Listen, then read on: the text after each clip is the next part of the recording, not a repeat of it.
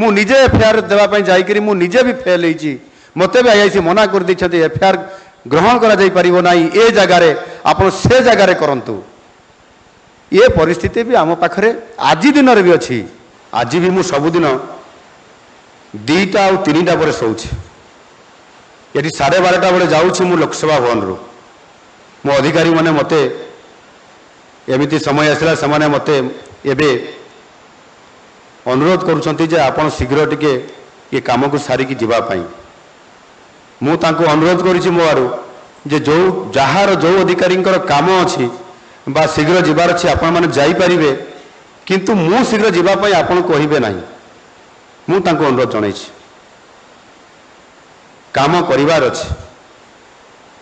एवं आमर काम हूँ जो मैंने आज ये आम उपस्थित अच्छा ये सभा कक्ष आमर काम नुह 8 घंटार ड्यूटी आमर काम नुह 10 घंटार ड्यूटी आम काम अच्छी 24 घंटार काम 24 घंटा भितर भी विश्राम अच्छी आमको 18 घंटा करार भी स्कोप अच्छी माननीय प्रधानमंत्री जी 18 घंटा काम करुँच भी सुस्थ अच्छा एवं खाली ये भारत वर्षर नुह सारा विश्वर काम को देखुं आमे कहीं करिपरिबा नहीं ये प्रकार मनोभाव आ पॉजिटिवली जदि आमे जीवा ताहले असंभव काम को संभव करि परिबा सेतरे कोनसी प्रकार कई प्रतिबंधक रखि परिबा नहीं आउ आम ओडिसा को आमे जहां मोदी जी आशा करूछंती जे भारतर विकासर रेल रे ओडिसा हबो प्रथम बगी आउ एकुटिया मोहन माझी बा मुख्यमंत्री ये करि परिबे नहीं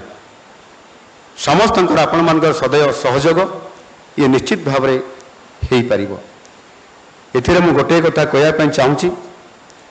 जे गत ने मु से ए कथा को आधार करी मु गोटे कथा कहया चाहूँगी वास्तविक जी थाना को आसे गोटे गाँवलिया ढंगटे अच्छी से कहते थाना पाइखाना आउ गोटे कौन कहती एठी कई जीवाई भल पाती नहीं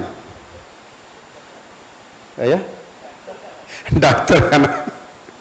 थाना पाइखाना और डाक्तरखाना को कई जीवाई भल पाती नहीं जीवा आवश्यकता मने करती नहीं आ जी जीव कौन पाई जीव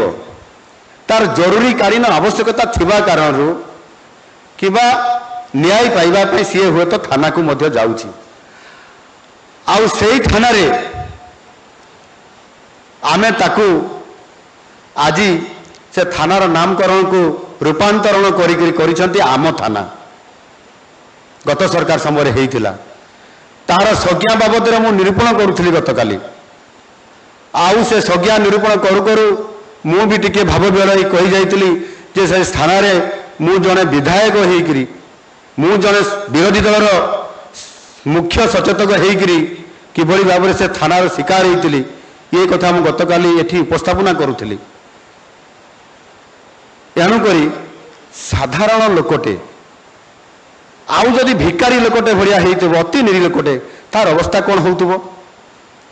मु निजे देखुची विधायक थिबा समय मु निजे थाना रे देखे जे गोटे लोक जदि अभियोग करने आसी से थाना बाहर बहु समय धरिकी 3 घंटा 5 घंटा 6 घंटा न सकाल संध्या पर्यंत बसी रुहे आईआईसी महाशय किंबा आईओ जो माने अच्छा सेकेंड अफिसर जो माने केबे भी ताकू पचारती नहीं एफआईआर ग्रहण करने तो दूरर कथा मु निजे एफआईआर देवाई जाकि मुझे भी फेल होती मत भी आईआईसी मना कर एफआईआर ग्रहण करा ना ए जगार आप से जगार करूँ